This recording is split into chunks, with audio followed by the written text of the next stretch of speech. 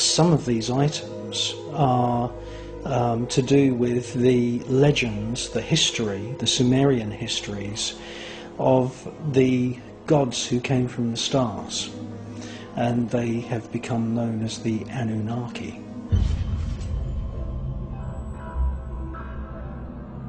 $2 billion a week is being spent by the American military forces, by George Bush Jr. And it's not just museums that are being looted. Archaeological sites have been bulldozed by American military forces.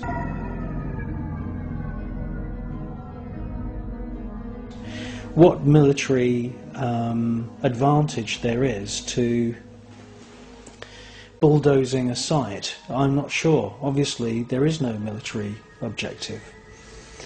There is no military objective to shooting dead an old lady who's gone out one morning to buy a loaf of bread.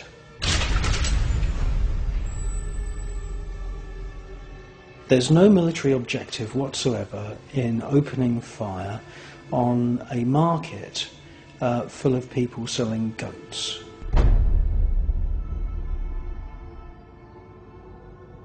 There's no military objective whatsoever in bombing children.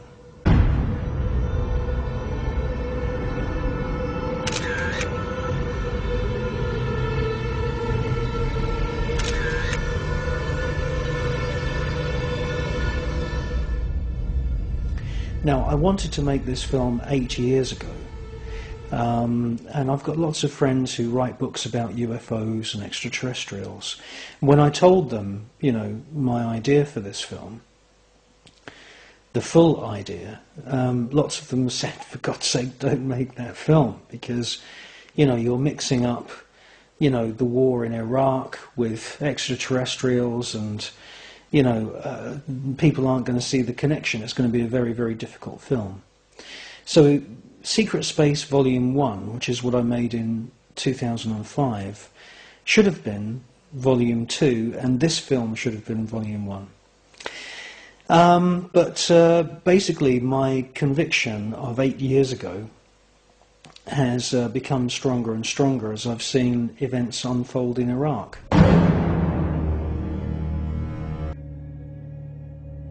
There is wholesale tracking down of people going on in Iraq by American military forces under the command of George Bush. People are being systematically hunted down, and they're being tortured and then killed. If they're really lucky, they'll just be killed. Wounded, another Iraqi writhes on the ground. The Marines kill him. Then cheer. Like,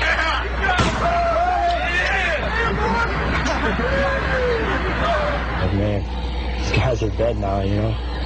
But it was a good feeling afterwards. You're like, hell yeah, that was awesome. Let's do it again.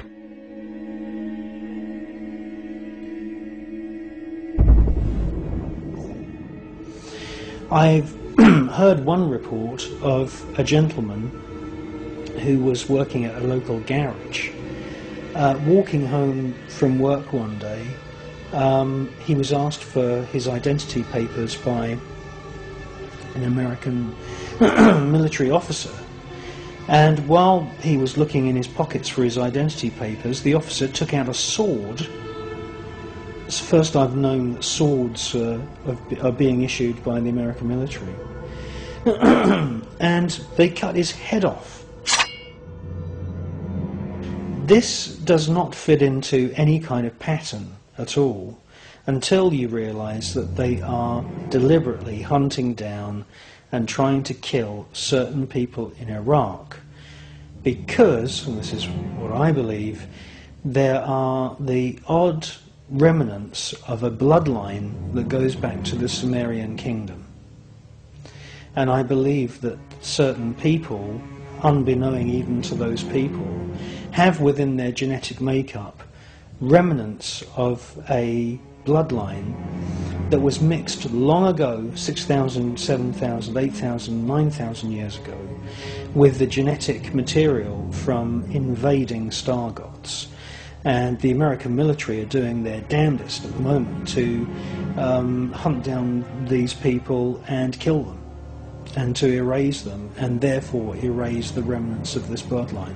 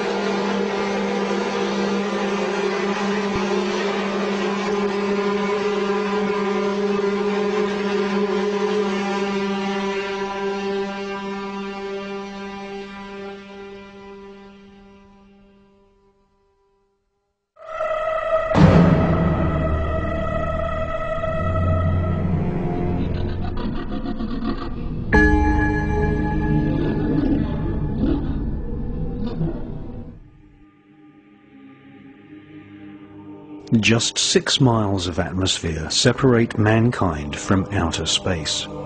Roger Bannister, the man who ran the 4-minute mile, could run that distance in just 24 minutes. A rocket can travel the 6 miles from the surface of our planet into space in just 5 minutes. Once in space, everything is different. With no atmosphere, the human eye can see for literally hundreds of millions of miles.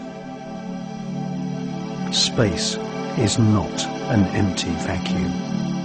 99% of all matter exists in space. It's invisible and is called dark matter. The space around planet Earth is full of invisible radio waves. The signals from our television, radio and telephone networks travel very fast in space.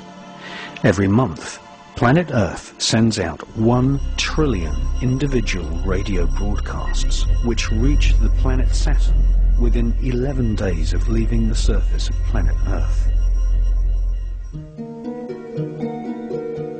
For the last 30 years, mankind has been sending small probes into space. The oldest of these probes, Voyager 1, Voyager 2 and the